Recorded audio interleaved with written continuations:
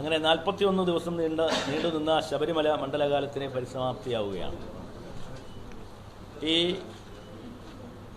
മണ്ഡലകാല മകരവിളക്ക് മഹോത്സവം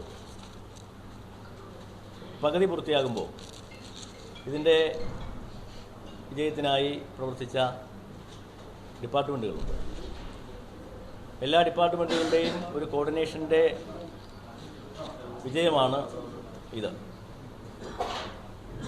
അപ്പോൾ ആ ഡിപ്പാർട്ട്മെൻറ്റുകൾക്കെല്ലാം ദേവസ്വം ബോർഡിൻ്റെ പേരിൽ നന്ദി അറിയിക്കുകയാണ്. നമുക്കറിയാം, പ്രത്യേകിച്ച് പോലീസ്, ട്രാൻസ്പോർട്ട്, ആരോഗ്യ പ്രവർത്തകർ, ഫയർഫോഴ്സ്, വനം വകുപ്പ്, റവന്യൂ ഉദ്യോഗസ്ഥർ, ഇറിഗേഷൻ ഡിപ്പാർട്ട്മെൻറ്റ്, വൈദ്യുതി, അങ്ങനെ ഒട്ടനവധി ഡിപ്പാർട്ട്മെൻറ്റുകൾ, അവരുടെ എല്ലാം കോർഡിനേഷൻ്റെ ഭാഗമായിട്ടാണ് നമുക്ക് ഇത്രയും സൗകര്യങ്ങൾ വിശ്വാസികൾക്ക് ഇവിടെ ഒരുക്കി. പരിമിതമായ ഒരുപാട് വെല്ലുവിളികൾക്കിടയിലും, ഭൂമിശാസ്ത്രപരമായ ഒരുപാട് വെല്ലുവിളികൾക്കിടയിലും ഇത്രയും സൗകര്യങ്ങൾ നമുക്ക് ഒരുക്കി കൊടുക്കുവാൻ സാധിക്കുന്നത് ഈ ഡിപ്പാർട്ട്മെൻറ്റുകളുടെ ഒരുമിച്ചുള്ള കോർഡിനേഷൻ്റെ ഭാഗമായിട്ടാണ്. അതിന് ഈ ഡിപ്പാർട്ട്മെൻറ്റിലെ എല്ലാവർക്കും, അതിൻ്റെ മന്ത്രിമാർക്കും ഒപ്പം തന്നെ അതിൻ്റെ ഡിപ്പാർട്ട്മെൻറ്റ് ഉദ്യോഗസ്ഥർക്കും എല്ലാവർക്കും കൃത്യമായ ദേവസ്വം ബോർഡിൻ്റെ നന്ദി അറിയിക്കുന്നു. ഒപ്പം തന്നെ മാധ്യമപ്രവർത്തകർ ഈ കാലഘട്ടത്തിൽ ഉടനീളം വാർത്തകൾ നൽകി ഞങ്ങളെ സഹായിച്ച, അത് പ്രത്യേകിച്ച് മറ്റു പ്രദേശങ്ങളിൽ തമിഴ്നാട്, കർണാടക, ആന്ധ്ര, മഹാരാഷ്ട്ര തുടങ്ങിയ പ്രദേശങ്ങളിലൊക്കെ ഉൾപ്പെടെ വാർത്തകൾ നൽകി ഇങ്ങോട്ടേക്ക് വിശ്വാസികളെ വരുവാൻ വേണ്ടിയിട്ടുള്ള സൗകര്യം ഒരുക്കിയിട്ടുണ്ടെന്ന വാർത്തകൾ നൽകിയ മാധ്യമപ്രവർത്തകർക്കും കൃത്യമായ നന്ദി അറിയിക്കുകയാണ്. നമുക്കറിയാം, ഏതാണ്ട് ഒരു 8 മാസങ്ങൾക്ക് മുമ്പ് മുഖ്യമന്ത്രിയുടെ നേതൃത്വത്തിലാണ് ആദ്യമായി അവലോകന യോഗം തുടങ്ങുന്നത്, ശബരിമലയിലേക്കുള്ള മുന്നൊരുക്കങ്ങൾ തുടങ്ങുന്നത്. മുഖ്യമന്ത്രി 2 പ്രാവശ്യം അവലോകന യോഗം വിളിച്ചു ചേർത്തു. നമ്മുടെ ബഹുമാനപ്പെട്ട ദേവസ്വം വകുപ്പ് മന്ത്രിയുടെ നേതൃത്വത്തിൽ നിരവധി തവണ അവലോകന യോഗങ്ങൾ വിളിച്ചു ചേർത്തു. മറ്റ് വകുപ്പ് മന്ത്രിമാർ, ഞാൻ നേരത്തെ പറഞ്ഞ ഡിപ്പാർട്ട്മെൻറ്റിലെ വകുപ്പ് മന്ത്രിമാർ, അവരെല്ലാം തന്നെ ഈ ശബരിമല മണ്ഡല മകരവിളക്ക് മഹോത്സവം ഗംഭീരമാക്കുന്നതിന്, അവരവരുടെ ഡിപ്പാർട്ട്മെൻറ്റിലെ ജാഗരൂകമാക്കുന്നതിൽ കൃത്യമായ പങ്ക് വഹിച്ചിട്ടുണ്ട്. അവർക്കും എല്ലാവരുടെയും ദേവസ്വം കൊണ്ട് നന്ദി പറയുകയാണ്. തങ്കയങ്കിയും വഹിച്ചുകൊണ്ടുള്ള ഘോഷയാത്ര ഇന്ന് വൈകുന്നേരം 5 മണിയോടെ ചരംകുത്തിയിൽ എത്തിച്ചേരുകയാണ്. അവിടെ വെച്ച് തിരുവിതാംകൂർ ദേവസ്വം ബോർഡ് ഉദ്യോഗസ്ഥർ സ്വീകരിക്കും.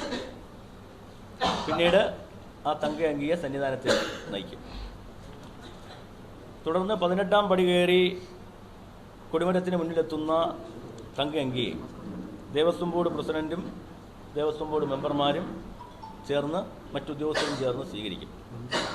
തുടർന്ന് 6:30 സ്വീകരിച്ച് സോപാനത്തേക്ക് നയിക്കും. തുടർന്ന് 6:30 അയ്യപ്പസ്വാമിക്ക് തങ്കയങ്കി ചാർത്തിയുള്ള മഹാദീപാരാധന നടക്കും. നാളെ രാവിലെ 10:30-നും 11:30-നും ഇടയിലുള്ള മുഹൂർത്തത്തിലാണ് ശബരീശന് മണ്ഡലപൂജ നടക്കുന്നത്. നാളെ രാത്രി 10:50 ഹരിവരാസനം പാടി 11 മണിക്ക് നട അടയ്ക്കും. +2 ഡിഗ്രി കഴിഞ്ഞവർക്ക് വേൾഡ്സ് ഫസ്റ്റ് AR/VR ക്ലാസ് റൂമിലൂടെ സ്മാർട്ട് ഫോൺ എഞ്ചിനീയർ ആവാം. കൂടുതൽ അറിയാൻ വിളിക്കൂ ബ്രിഡ്കോ ആൻഡ് ബ്രിഡ്കോ. അതോടുകൂടി 41 ദിവസം നീണ്ടു നിന്ന മണ്ഡലകാലത്തിന് പരിസമാപ്തി. പിന്നീട് ഡിസംബർ 30 വൈകുന്നേരം 5 മണിക്കാണ് മകരവിളക്ക് മഹോത്സവത്തിനായി നട തുറക്കുന്നത്. മകരവിളക്ക് പ്രമാണിച്ച് ജനുവരി 13 വൈകിട്ട് പ്രാസാദ ശുദ്ധക്രിയകൾ നടക്കും. ജനുവരി 13 വൈകിട്ട് പ്രാസാദ ശുദ്ധക്രിയകൾ നടക്കും. ജനുവരി 14 രാവിലെ ബിംബ ശുദ്ധക്രിയകൾ നടക്കും. മകരസംക്രമ പൂജ ജനുവരി 15 വെളുപ്പിന് 2:46. മകരസംക്രമ പൂജ ജനുവരി 15 വെളുപ്പിന് 2:46. അതിന് അല്പം മുമ്പായി നട തുറന്ന് സംക്രമ പൂജ തുടങ്ങി സംക്രമ സമയമാകുമ്പോൾ നെയ്ത്തേങ്ങ ഉടച്ച് അഭിഷേകം. അത് കഴിഞ്ഞ് പതിവ് അഭിഷേകം, നെയ്യഭിഷേകം, ഗണപതി ഹോമം മുതലായവ നടയിൽ നടക്കും. ജനുവരി 15 വൈകുന്നേരം 5 മണിക്ക് നട തുറക്കൽ. ജനുവരി 15 വൈകുന്നേരം 5 മണിക്ക് നട തുറക്കൽ.